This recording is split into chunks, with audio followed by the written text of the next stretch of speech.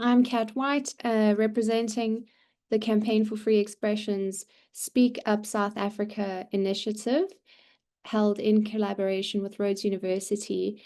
And I want to welcome you. It's been so fantastic, really connecting and learning from industry experts who have been joining our webinars. Today's panel is our last panel ahead of the Speak Up South Africa competition submissions. And our sessions are all about inspiring you and really opening up conversations around freedom of expression. We are here to help you. And we have two really fantastic guests today. And I want to encourage you throughout the session, please speak up. We have a really conversational approach. Please engage with us from the very beginning. If it's your first time attending one of these webinars, please don't be afraid to engage. Raise your hand during the Zoom as we continue, and pop your messages in the chat. And also, you're welcome to ask our panelists for some advice. You can share some of the projects that you might be working on. So, welcome. Our topic for today, our last panel, as we've mentioned, is amplifying marginalized voices through media.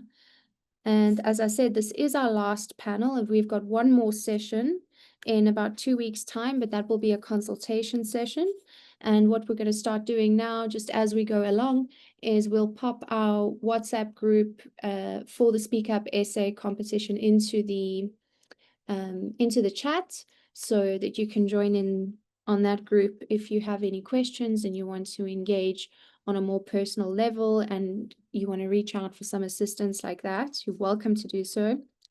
And I'm also interested to know, do we have any students who are not South African who are part of the Rhodes Journalism School who are on this live right now? If you are not South African, please just let us know in the chat box as well as we go along. Our panelists for today were joined by two really incredible voices who approach storytelling from very different but equally powerful perspectives and angles. First, we have Kagiso KG Mokgadi. He's an award-winning comedian, he's a writer, and he's a host of the SAFTA-winning satire show Politically Aware. KG has headlined stages worldwide, bringing laughter, but also commenting on society, and then, bringing serious issues to light.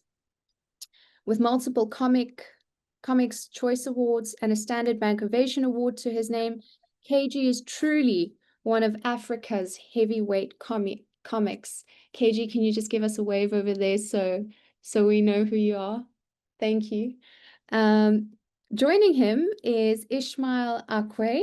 He's an international journalist and media innovator. He's the founder of the Media Literacy Development Foundation, helping African youth use media and digital literacy to strengthen democracy. He's also the founding editor of Global South World. It's a newsroom that's about 2 years old now. And he's joining us from Accra, the Ghana office, if I'm not mistaken, for Global South World. He's led digital news teams at top platforms, including Africa News. And last year, he was named the McCain Global Leader by the McCain Institute for his impact in media freedom and civic engagement. So both two award-winning voices.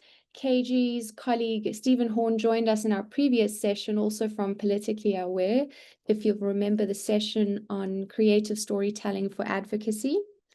And I'm really excited to have you both. Thank you very much for this opportunity to engage with you on this topic, amplifying marginalized voices through media. Whether through comedy, journalism, or innovation, we can amplify voices that are too often left out of the conversation. So let's dive straight in. KG, I'd like to start with you. Your job is to make people laugh. So comedy often allows people to say the unsaid. And So how do you use humor to highlight really serious social issues, and do you see it as a form of amplifying marginalized voices? Thank you for having me. Good evening, everybody. My apologies, I'm from a gig, so I'm taking this panel in the car. Hope this is okay. And good evening to my fellow panelists on the other side. Hope Ghana is good. Now, to your question, I don't know. I've always thought about myself as an entertainer, and I found myself, you know, talking about serious issues. You know what I mean? The issues became more and more serious, and they got to a point where people became either pro anti. They became very divisive in so to speak. I don't know whether I think of myself as an entertainer first, but I think what comedy does is that it will always punch up. I think that's the answer. I think what comedy does is that it will always, or it tries rather, to speak for the voiceless. I think when it doesn't, then it's not what we think it is.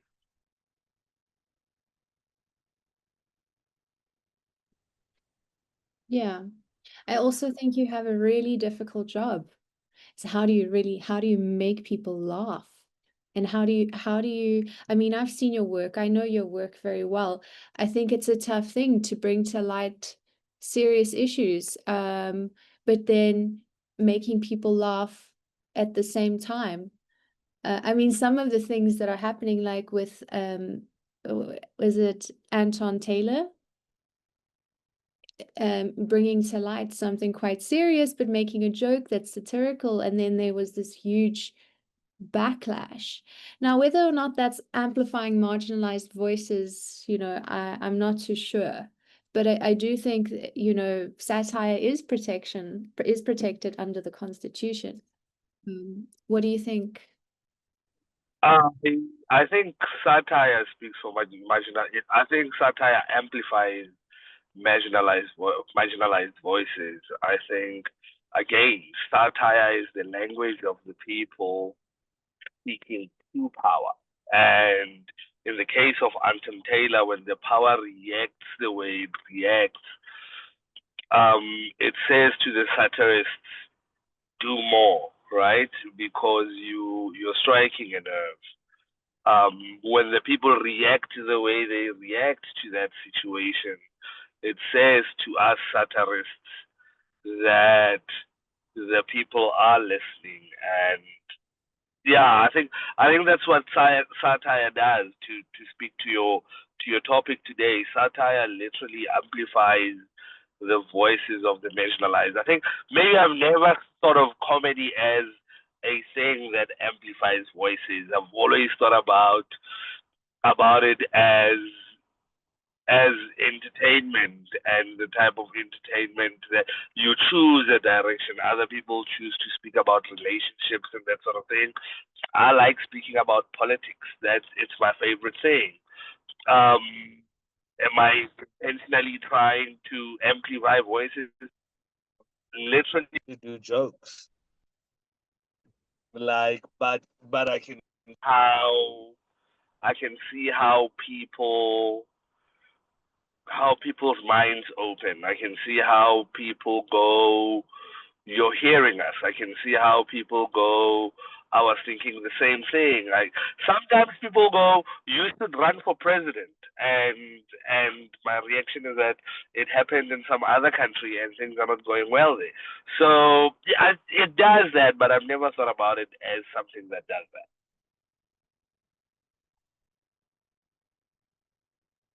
Thank you, KG. I now, Ishmael, you've worked across major African and global newsrooms, and with your foundation, you're shaping the next generation of media literate youth. Why is media literacy such an important and powerful tool for empowering young people to tell their own stories? Thank you very much, and I'm so happy to be here. Hello, South Africa. Hello, KG. Yes, I've been a journalist for about 20 years now, and I've been advocating for media literacy for about 10 years.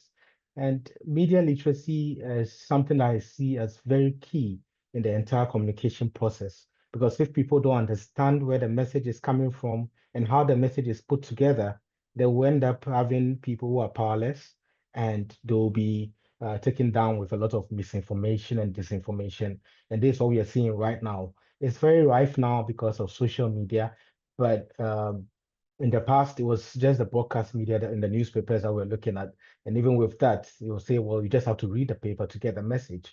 But some people read the paper to act on what they see, to act on the message. But why are they acting on the message? We found so many people dying for politicians in so many parts of Africa without knowing exactly what the political game is about.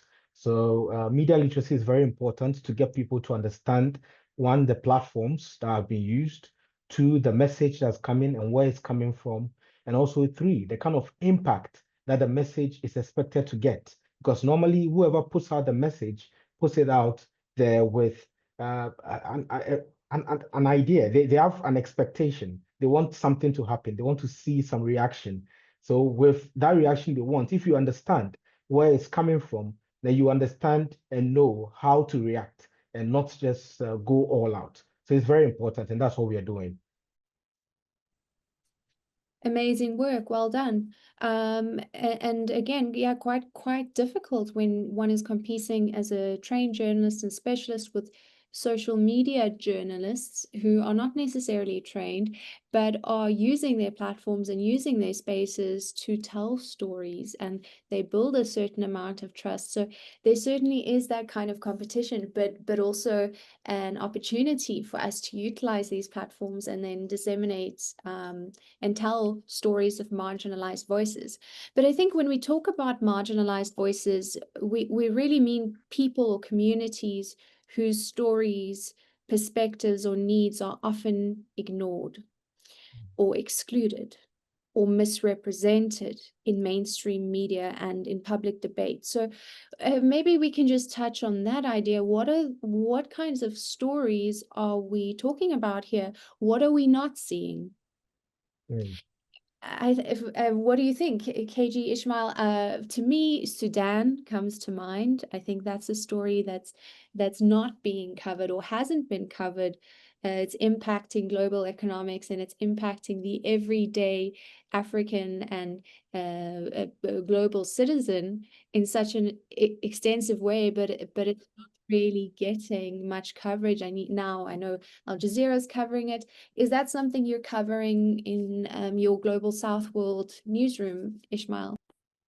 Yes, we are covering Sudan. That's the whole Sudan conflict, and Sudan conflict has been there for decades. And I remember covering it even in 2016. All out, we see some news, good news. We think the conflict is going to end. Then we would see another faction coming in and saying no to it. So it's been going on and on. And besides Sudan, there are so many little conflicts that are growing in so many parts of Africa. Let's just focus on Africa. In Ghana, for instance, there's a conflict in the northern part of Ghana, but I'm sure you've not heard about it, and people are dying. In Cameroon, in Nigeria, there's also the terrorist groups that are killing people, and the military is fighting them. And we see a lot of vigilantes coming out of communities, and they are fighting these people. You don't hear these ones on mainstream media, and it's all because who is going to speak for those victims who are in those communities? They are the marginalized people. And if we want to talk about topics or issues that are around marginalized people, it goes even beyond the conflict. It comes down to poverty because someone is supposed to protect them. Now, who is supposed to protect them? The state. But the state focuses on other things, shows the rest of the world things like how beautiful the cities are, but there are more remote areas that are really struggling than the cities. But the focus is on the cities because we want investments. We want to get some grants and some other monies coming in. However, these issues are there and they are marginalized. So these marginalized communities have issues that go beyond conflicts and beyond the negativity, but real issues like poverty, real issues like discrimination, and real issues like lack of healthcare centers and provisions, and even education. So these are some of the things that are really there, and it's really sad if we're going to really bring out all these things. You will see the government saying, "Hey, you are making our countries look bad." But the issues are there, the problems are there. We can't just overlook them. KG, what do you think? Thank you, Ishmael. What are the kinds of stories that you think need more coverage? What are the most marginalized stories, in your opinion, as someone who's extremely aware politically, working on a satire news show as a host there? What do you think comes to mind? The conflicts come to mind. The issues of poverty come to mind. I think the thing that we're dealing now with, if we're talking as Africans, is that we don't have big media as Africa. I think Africans have to go via another country's media platforms and that sort of thing. I think, like Ismail has said, or not what he said, but we've got like the level of media freedom that we have is not in another country. Like if you're using the example of an Anton Taylor again, you go, here's a satirist, a comedian making joke about a minister, and the next thing, a special investigation unit is at his house with 14 people, 14 officers. I know when I travel across the continent, when I arrive, the first thing is don't do these jokes because you will disappear, because comedy will end, or they will shut us down, or they will deport you. So the issues are there. Like when it comes to our continent, unfortunately, you can't say the issues are not there. There's disease, there's poverty, there's corruption, there's all the things. All the things are there in the continent, but we don't have the literacy, like Ismail said, and I don't think we have got the complete freedom to be media people the way we want to. I don't, even here at home, I don't want to mention the platforms, but there's TV shows that I have personally gone to where they've gone, we need you to do a skit, but please don't mention the government. They are happy for you to mention any other government, but you can't jump on SABC and criticize the government the way you want to. I don't think there's danger in terms of disappearing, but there is a thing of don't say A, B, C, D, F, G. I think even as a comedian going into a political party sort of platform where they've hired you, they tell you, don't mention A, B, C, D, E, F, G, which is something that is attached to them, and it's in the media space. So we don't have the freedom to speak, and we are unfortunately governed by people with a lot of skeletons in their closet, and they don't want them coming out. So the issues are there. I don't think you can name the issues. I think even the people that are listening right now can say, in my town, here's that's basic. Yes, and in terms of which stories get published or don't get published, it's really comes down to editorial decision making. And ultimately, there's a system of power with tremendous responsibility from top-down decision makers when it comes to which stories get media attention. So there is a sense of editorial decision making.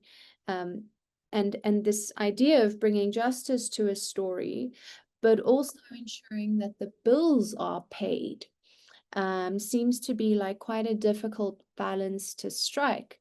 Ishmael, Global South World, maybe you can touch on the kinds of stories that you're telling. We have this idea of East versus West. There's a Western media and a Western media agenda, an editorial kind of point of view that gets portrayed, and then you have a Southern epistemological point of view. And maybe you can just touch a little bit about the work that you're doing at the moment. Yes, so you brought up the issue of West and the East. So we are looking at the global North and then the global South. So for the global North, if you take the globe and you divide it into two halves horizontally, there's a global North and a global South. And surprisingly or coincidentally, all those in the global South are seen as developing countries. And even China is there. And China is developed. Even South Africa, comparatively, when you look at Africa, South Africa is way developed, but you're still seen as a poor country. And this is the narrative that the global North is putting out there. And you realize clearly that it's affecting some developmental ideologies and some developmental plans that these countries have. Because whenever you want to develop, well, you are seen as, no, you're not there yet. So they decide when you are there. You can say you are developed, but they tell you are not there, as if the issues that you're facing in your country, they are not facing the same. The same issues South Africa is facing, the same issues are being faced in the US, in UK. But how is the media covering them differently? Because they are more developed, so they are better off. If they have crime issues, their crime is better than the crime issues in South Africa. So that's how it's been portrayed. So for us, we try to bring focus or attention to issues in the global south by speaking to people directly in these countries and these regions to give us their perspectives of the issues. Because if they don't give us the perspectives, and you go to AFP, for instance, the French news agency, or Reuters, you find quotes. The quotes you get there are quotes of people who are aligned with the Western ideologies. They have their own perspectives, and all of the perspectives end up becoming the same language, same everything. But when you speak to the people down there on the ground who are facing the issues, you realize they are saying different things. They're asking for different things, but nobody's covering that. Nobody's talking about it. And the blessing that we have, I see it as a blessing, is social media. We have TikTok, we have Instagram, and we have people who are not trained journalists putting out information. Now that's a blessing because these people are now speaking directly and independently about things that they want to the rest of the world to know about. And it's working. However, they need some training, some media literacy training, which is what my foundation is doing. So they will know how to speak about issues, how to put the message across, and how to measure impact and what not to do and what to do. Because if you don't say it well, you miss the point. It doesn't get to the people. If you say it well, you can get the reaction and the impact. And we've seen a lot of impact from social media bloggers and video content producers because they know how to put out the message and they don't get, I mean, arrested because they put out something that's really they're not supposed to say. So these are some of the things that we are looking forward to, where the media will be independent, will be free, and they'll be able to put across messages or stories or news that really impacts the lives of those who are following, those who need it the most, and the marginalized communities. Brilliant, thank you. And speaking of social media, I'm going to ask my colleague Atang, who's running this meeting for us, just to get a video ready for us, and then you'll indicate when you're ready and we can play that video. But we do have a question that's popped up, and please ask away, engage with us, tell us about what you're working on, tell us what interests you. Let's talk about this. Let's dive into it. We're open to discussion. Okay, so we have a question for the panelists. It's, hello, how do you personally amplify the voices of the marginalized without attaching the stigma that comes with being marginalized? I think it's interesting having a journalist and a comedian here who can, I think, I mean, I love comedy. I love satire. I love laughing at the most serious, horrendous situations that we can sometimes find ourselves in, because that's a way to cope. And I think, KG, the way you might approach this question is, how do you not stigmatize the marginalized? Do you stigmatize them in your comedy work? How does that work? How does that then get perceived by the audience? And then we'll get I think the reason why comedy is easier maybe than journalism is that it starts from saying I'm marginalized, and because I'm marginalized, this is what I have to deal with, and then it speaks to the marginalizer or the person who can change that, right?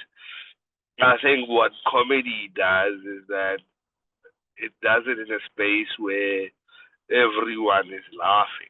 So the guy that's marginalizing is laughing with the marginalizer, and I don't think we as comics need to do a lot of work to go. You're bringing stigma. No, comedy works well when you speak from the victim, when you're punching up. As soon as you're punching down, it's not funny anymore, right? As soon as you're punching down, you're racist, or you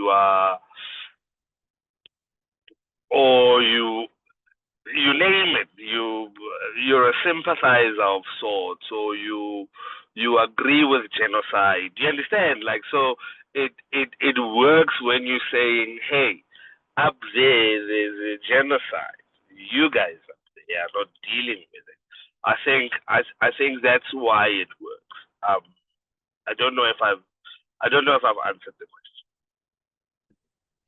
I think you've answered the question well. I think it's an interesting. I wish as journalists we could do the same thing, and in some ways I think we can. Ismael, what are your thoughts? Well, yes, it's difficult for journalists because in the past, when I used to work with a certain media organization, it's you're not allowed to do so many things because it affects the organization. So you find yourself on social media. Sometimes you can't even share certain things because of the impact.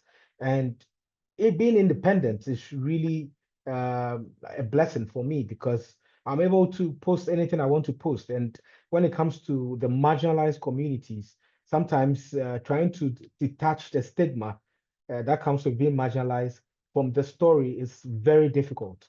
But sometimes if you need to do it, you need to do it. Let me give an example. So we had some years ago, there was an issue with leprosy in Ghana, for instance. And a lot of people were already healed. They were healed lepers, and people didn't want to get close to them. So they ended up creating a community of their own, headed by a Catholic priest who set up a place where the healed lepers were staying. And now, how do we take away that stigma? Because they can't integrate with the community. So what was done was the Catholic priest was very renowned. He called a lot of and people who were very popular and even politicians during elections. He asked them, come visit us, come see what we've done. And when they get there, then they are asked to shake hands with the healed lepers. So this was an opportunity to get people to understand that, hey, there might be stigma, but we need to go through that. We need to show people that if this person, this political leader, shakes hands with someone who is healed, he won't get leprosy. And it now became more like a call to all politicians and all leaders: go meet the lepers or the healed lepers, go talk to them, go sit with them, show people that you really care for the people. And they were forced to do it. They did it, and it worked. And now nobody's talking about lepers and healed lepers anymore. So sometimes it takes the media to really talk about a stigma and then let people see how that stigma can be turned around. It can be turned around and changes will come. It's the same with witchcraft. Funny enough, we have a witchcraft camp in northern Ghana. where women who are accused of being witches, unfortunately, most of them are women, they are sacked from their towns and their villages. They have nowhere to go. They end up in this camp. And we had the same approach.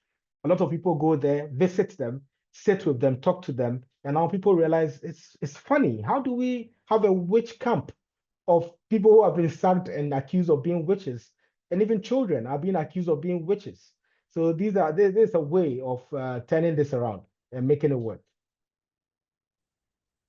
What a creative way to get a priest to shake hands and make a statement that way. And I think one of the things is how do you make people care? But before we continue, we have a video already. We're gonna play that and then we'll continue. So whenever you're ready, Atang, thank you. One of my best friends, Yusuf, is boarding the flotilla to Gaza. He's a journalist, but this time he's not going to report. He's actually going because that's how desperate things have become. He's leaving behind his wife, his 2 babies who are under 2, not because he wants to, but because after months of the genocide, with nothing changing, this feels like the only way left to stand with Gaza. How many people do you know that are still quiet about Gaza? And over 270 journalists have been killed, risking everything to tell the truth about Gaza. The people of Gaza are still crying out to us. And if their stories are not being told, they will be forgotten, swept away and silenced. They need this genocide to end. And the only way that that can happen is if the world sees what is really happening through the power of storytelling. That's why we are on a mission to train 2,000 new journalists in Palestine. But they cannot do this without tools. They need electricity, they need phones, they need us.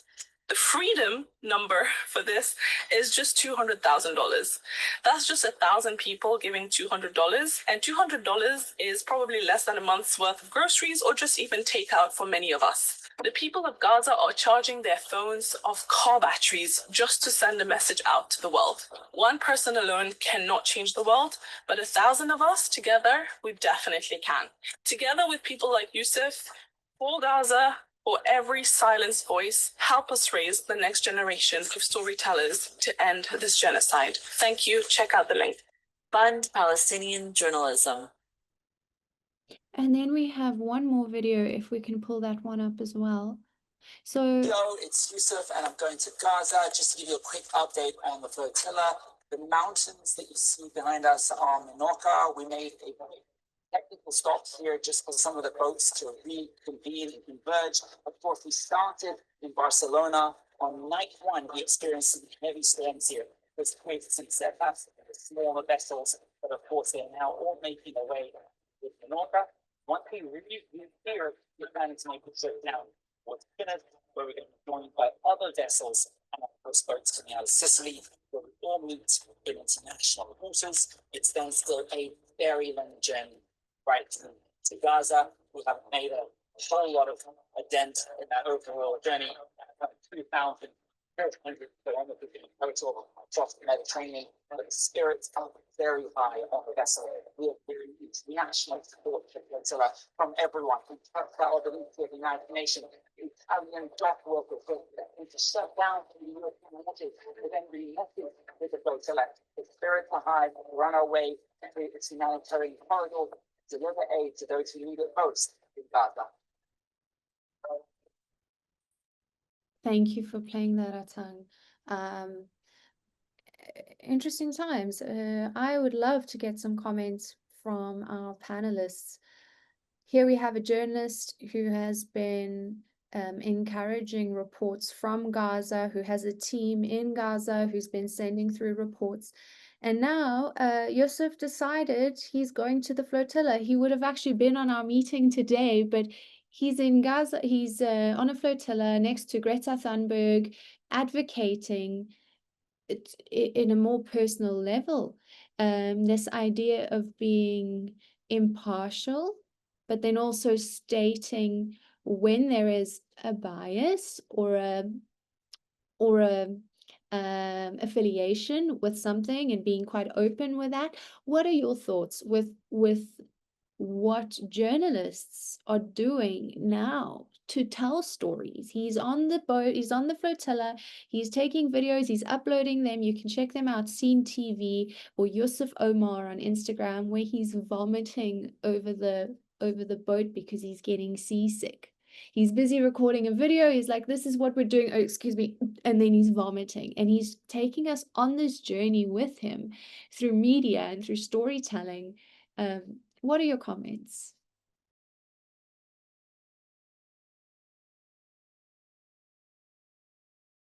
I think journalism is very dangerous. I think journalists are brave, much braver than us. We get on stage, we say the thing. If there's consequences, they happen right there and it's done. But what we're seeing now, and what we've seen in the past couple of years, is journalists getting targeted for their work, and it must be said that I know with South African media, I don't know about international media. I know with South African media, I imagine it's the same thing. Actually, it's things are not the same anymore. You used to have a newspaper. The newspaper would have ads. This is something that I got from a conversation with Adrian Basson of News 24. That back in the day, you'd have a newspaper that had ads and that sort of thing. And journalism had money, or media companies were making a lot of money. Now with the internet literally summarizing news for you, and media houses not even making any money from those clicks, you have to keep in mind now, as a consumer of news, that the journalists are literally dying to report news for you, and they are not getting rich off it. This is the wildest thing. We're living at a time where journalists are literally dying to cover news. I'm a satirist. What I do is that I take news that already exist, that have been written by other journalists, and I twist them to make funny. Or really not twisting them at all. I make funny out of what already exists. But from your video and from what I've just said, I think my takeaway is that journalism is dangerous, and the danger from there doesn't even make you rich. These people are literally risking their lives for the good of humanity. It's not even about the scoop or the nothing. We're not there anymore. We're covering this because that is what we've been brought here to do. Thank you, KG. Ismael, what do you think? Yes, so what caught my attention was the fact that they're going to train people in Gaza to report the news using their phones, and that's basically media literacy. We've seen a lot of issues around information integrity, and the information coming out of Gaza is one-sided, it's biased, and those who are bringing the other side of the information are also being killed. So if we can arm the marginalized people of Gaza with tools like mobile phones to put out information that's around them and put out their perspectives and also what they are going through, then that helps in a way of getting some solution to the problem of Gaza. That gets the information out there to the rest of the world, so we see both sides, and then the world will judge. So that's the one thing that caught my attention, and I think it's remarkable. Absolutely, especially in a time where the Israeli Defense Force is actually saying that there's no international coverage, or there's no coverage allowed from Gaza unless you are with the Israeli Defense Force. allowed to speak to Palestinians. You have to go where they go. You can't work freely as a journalist in that space. So what you say is a great idea, to go and actually empower people to tell stories that shed light. But yes, certainly we need to do something about media freedom and access to Palestine, and to be telling those stories. As you say, these journalists are dying. There's very few left of them to actually show us what is going on there. The same can be said for Sudan, is how can we empower people to tell these stories?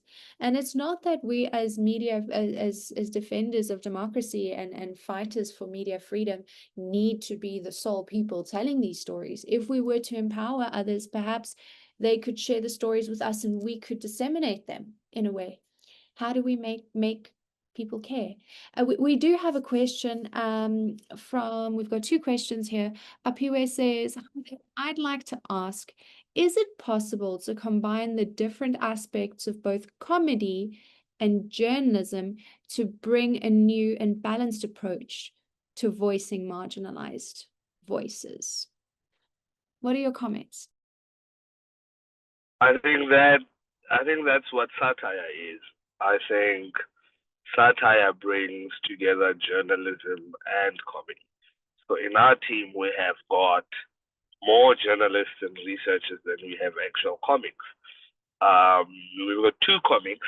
I am one of them, and I contribute. But the people that do the actual writing and the research are journalists, and that's the that's the best way. That's the best way to do it. Does it work? Yes, it does. But for South Africa, we should also keep in mind that sometimes we just play too much. Sometimes comedy takes away anger, and I might be taking us on a different direction altogether. But I believe that South Africa plays too much sometimes. I think it's necessary for us to laugh when things happen, but there comes a point where we should stop laughing and get angry. Yeah, it is an issue because I am part of the people that are making you laugh in the space of being angry, but that there's a balance that we need to find. Ismael? Yes, I agree with KG. New satire exists, and new satire helps get the story across. The most difficult stories, you can present them in a very humorous way, and you still get a message across, but sometimes it's very difficult. And I see comedians who are doing parody and satire as really creative people, because taking the news and then converting it in a way that will make it very light, a very heavy news, but you make it lighter for people to understand it. It works, and you can also explain the news better sometimes to the people, because that's what the media is there for. So that works. That answers the question.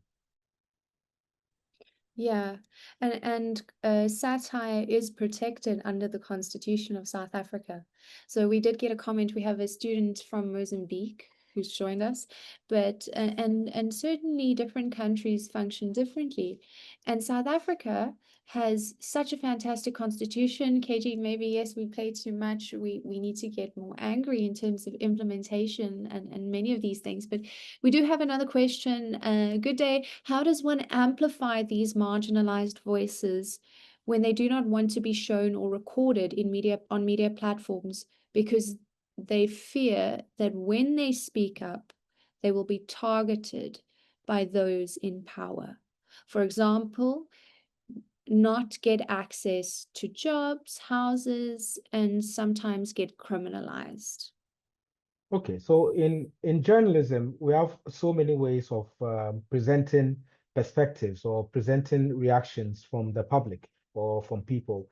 We can either blur the images, you can change the voices, you can also write if you need to. So you, as a journalist, you are supposed to convince the person who you are speaking with, the marginalized person, convince them that, hey, this is how I'm going to do it. I'm not going to put you out there for you to be criminalized if indeed they think they will be criminalized. And you can write text and then you can voice it out on your recording, or you can get them to blur their faces if they agree to that. There are so many ways. And now with AI, you can even create AI videos of the people, but you need to inform your audience that this was generated with AI to protect the identities of the people you're interviewing. And that alone makes it ethical. So that's the best way to uh, present or amplify the voices of the marginalized without really showing them or recording them if indeed it's going to affect them and their jobs or their houses and other things that they need. Mm. And why should we tell stories about or from the perspective of the marginalized, or telling stories that are affecting marginalized communities? Why should we advocate for that? And why should people care? Mm. So it's very important to advocate for that because what is journalism for? Journalism is to create change. Journalism is to inform, is to educate. And if you inform and educate from one side without looking at the other side, then it doesn't really complement the whole communication cycle. It's not full. So what we do, or why we should care, is because when it comes to government policies and also some national decisions that are taken from the top, the voices of those at the bottom have to be considered. And if you don't hear from them, then how do you know if that policy is going to work out or not? Because you are there to serve people, and that's what democracy is about. All of us say we are democratic, but what is democracy? Democracy is allowing everyone to be heard before a decision is taken, or everybody should have an equal say in whatever decision will be taken before the ultimate will be done. So we should care because without hearing from them, we'll make mistakes, and mistakes cost money. Everything when it comes to running a country, running a state, running a community, everything costs a lot of money, and it even costs more than money. It costs our livelihoods. So if you want to create housing for people and you decide to choose a wrong community because you assume that they needed the housing the most, or because they have good internet and they are screaming their lungs out that, hey, we need houses, you make a mistake. You send the houses there and you realize they are not the most marginalized or the marginalized. They may be a different kinds of people. You need to get down to them and get them to speak up. And when they speak up, you know what they really need and who really needs it the most. And that would allow the decentralization of resources of any country to be done equitably. And that will cause growth and reduce any armed conflicts or any other issues that may come out of that. And Ishmael, I don't know if this is going to be a joke, but can you tell that to your sponsor? Not you necessarily, but newsrooms, generally speaking. And KG, you're in a newsroom environment as well as a comedian doing news satire, sponsorships, funding, that kind of thing. There tends to be a power dynamic and a sense of editorial direction in terms of what gets covered. How can you maybe just elaborate a bit on that? Talk a bit about your experience, maybe with Global South World, because your focus is telling stories from a Southern perspective. There might be a bit more scope. Can you maybe just share a bit more on that? Okay, so when it comes to sponsorship, it's a very, very tough area because when the sponsors are putting you in a tight corner or in a box, then that's the end of independent journalism. It ends right there. And it takes the media house to create or grow their credibility for them to be able to stand up against sponsors. But what we are seeing now is a lot of politicians, example, owning media houses. So if it's politically owned, then you definitely don't belong there if you want to practice independent journalism. Now, besides independent journalism, We also have the issue of media pluralism. We need to have so many media houses. Yes, you could be politically inclined, and other sponsors may pick up other media platforms, but we should have independent media houses that are identify themselves as independent. Now, I'll challenge everyone to ask any of their favorite media platforms if they are independent. They all sing the same song. Yes, we are independent. But when you look at their reports, you realize the other side is not covered. They talk about government policies and don't talk about the people the policies were made for. They write about armed conflicts and then talk about those who are bringing in their arms. Now, how is that independence? How is that balanced? We don't get balance there. And all of these end up creating a lot of problems. And some of the problems are the dramatic shrinkage in the media landscape and also even financial viability, because the moment you are not independent, you lose credibility. And over time, you're going to lose your audiences. And you realize that a lot of those who are not credible, besides the state agencies, they lose audiences and their sponsors leave them. So do you want to be independent and make sure your sponsors give you the sponsorship and then the financial ability to be able to run the media house and get things done? Or would you want to just follow the crowd and then just be like everyone else and lose more money and lose your audience? We're losing a lot of media houses now. Now, social media, untrained news generators and journalists are the ones who are taking over. The sponsors are going to the social media bloggers and then the content creators, and the content creators are making the money. But now they create the content, you pay them off, they move on to another subject. And when they move to another subject, they are still independent because the platform belongs to them. Unlike the mainstream traditional media, which now is suffering. And instead of the content creators to follow the mainstream media for their news, for them to blog about, now we find mainstream media following content creators on social media who are not trained for their news to report on. So the dynamics have changed. And with this change, you find a lot of mainstream media also going to social media. Some even decouple what they put out there on TV from what you see on social media because of the money, of course, the sponsorship. So yes, sponsor, but on TV, we'll say what you want. On social media, we'll have our journalists say the truth or be independent. But even with that, some still struggle. But that's the dynamics right now, and things will change. I'm very optimistic about that.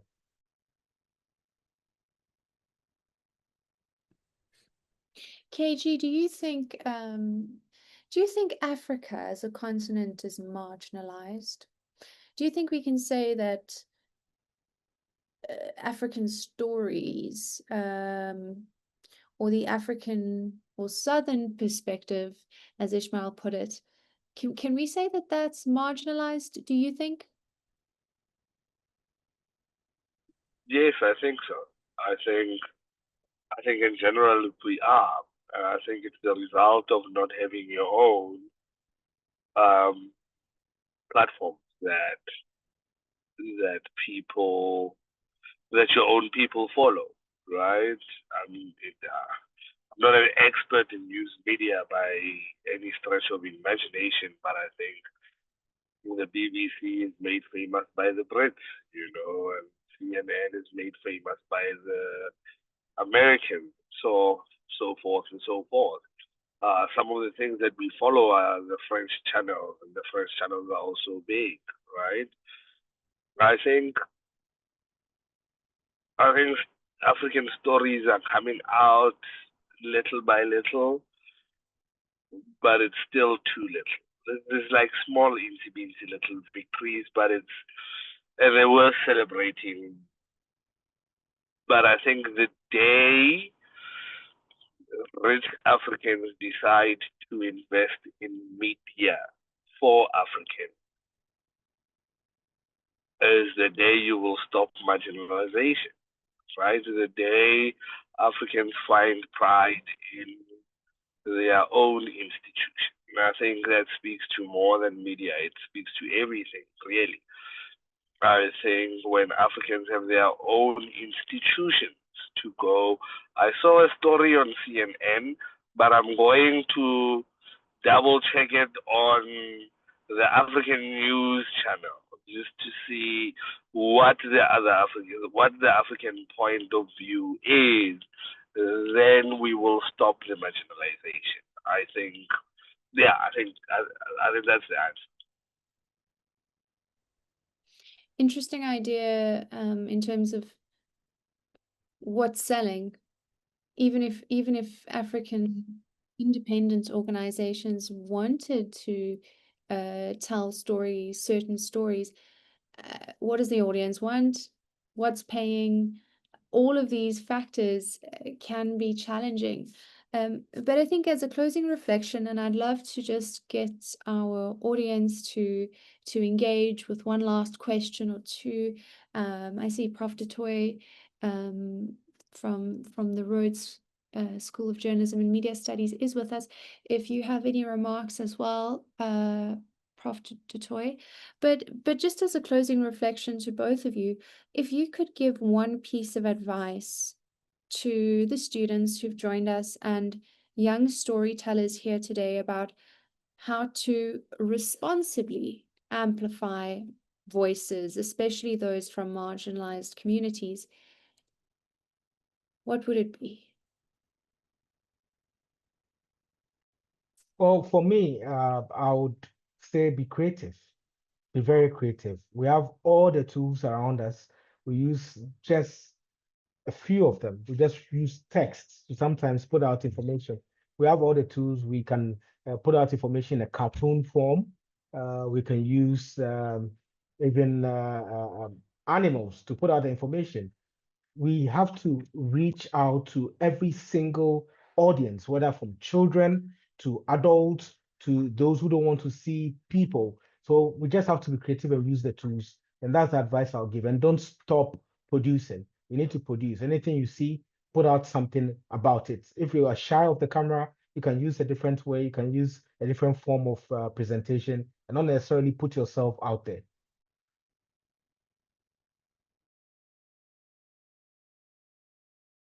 KG, do you have any advice?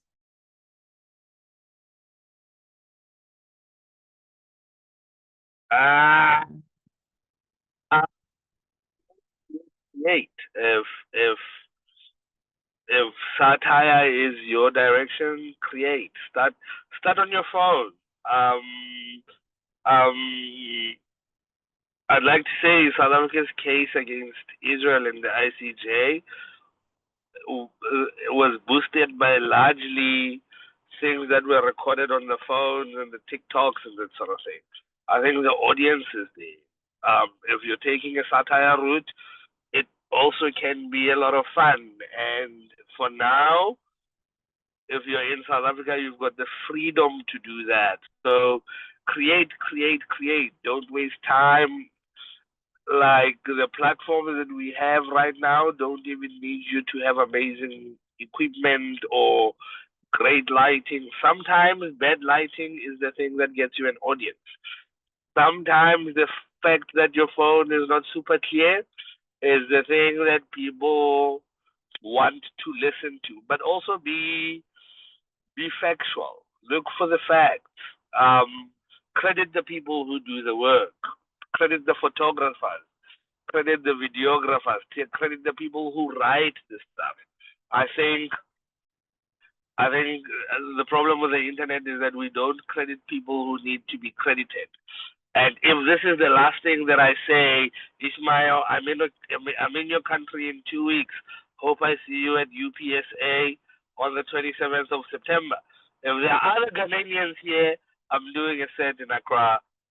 Hope to see you there. Well, I'll see you there. I'll be there.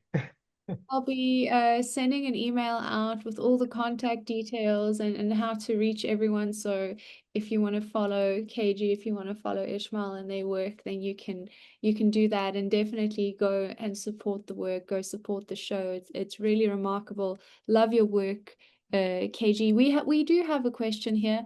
But yes, just to tie in with what you said, KG, about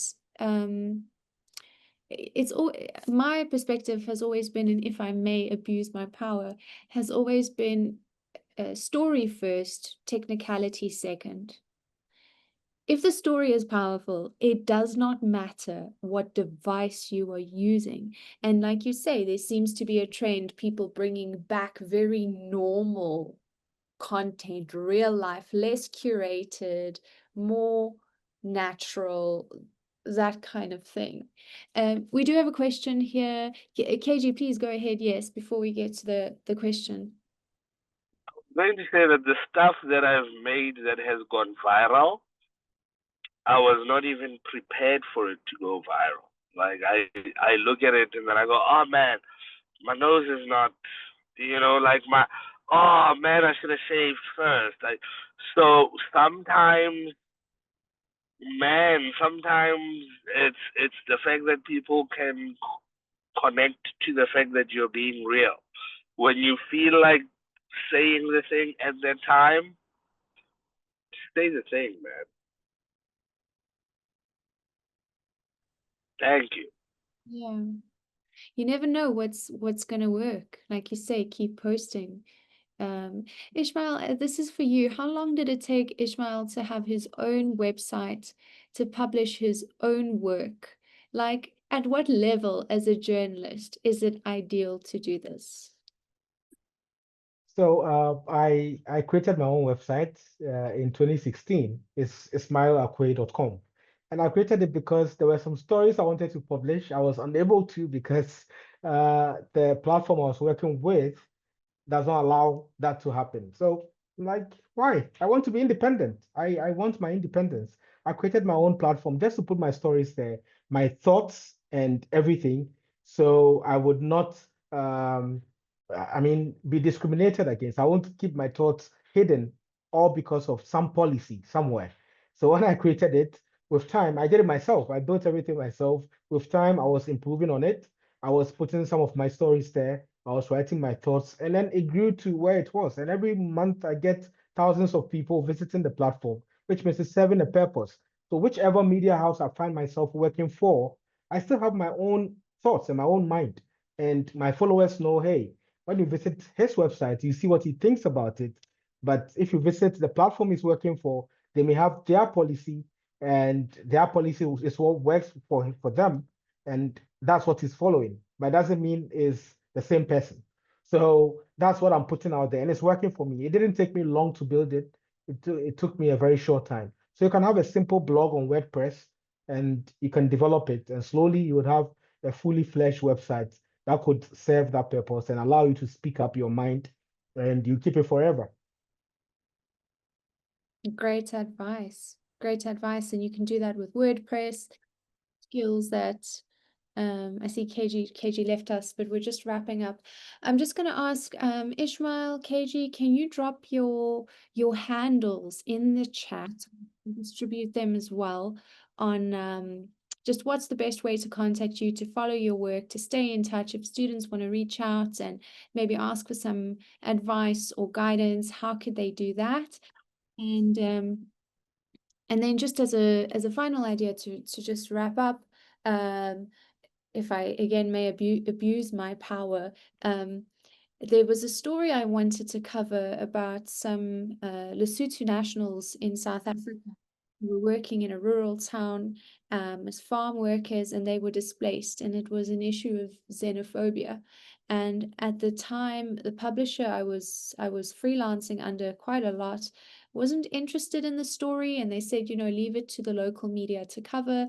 It's not something that we as mainstream media want to cover. I said, well, hundreds of people's houses have been burnt down. They've been chased. They've lost everything that they own. Law enforcement said to them, you can't even go back to fetch your passport. Well, the minister will make exception for you to get back into Lesotho. But what happened was, instead of then publishing the story for the mainstream outlet, I used my own social media. And I said, hey, so mainstream media don't want to tell the story. I just want to tell you this is what's going on. And that went viral. So there certainly is power in that. And I think, as KG said as well, there's you'd never know what is going to do well. I want to thank you both, Ismael, KG, if you're still on here. I'll send everyone an email with the contact details and with some handles as well. Panelists, thank you so much for your time, for contributing. Students, thank you very much for engaging and for being a part of this. We so look forward to seeing your work around freedom of expression and around amplifying marginalized voices, helping people speak up, speak out. We know that you're new to the industry. We know that it takes time, and we are here to guide you. So please remember, you can reach out, you can send us your work. We have one more session coming up as a consultation session, and that's on the 18th of this month. But this was our very last panel discussion, and it's been an absolute honor. Ismael, KG, thank you. Thank you for having me. Thank you. And then lastly, thank you to the Rhodes School of Journalism and Media Studies for partnering with us as the Campaign for Free Expression. We're really grateful for the and we look forward to how we can continue working together. Thanks everyone. If there's anything else you need, please pop me an email.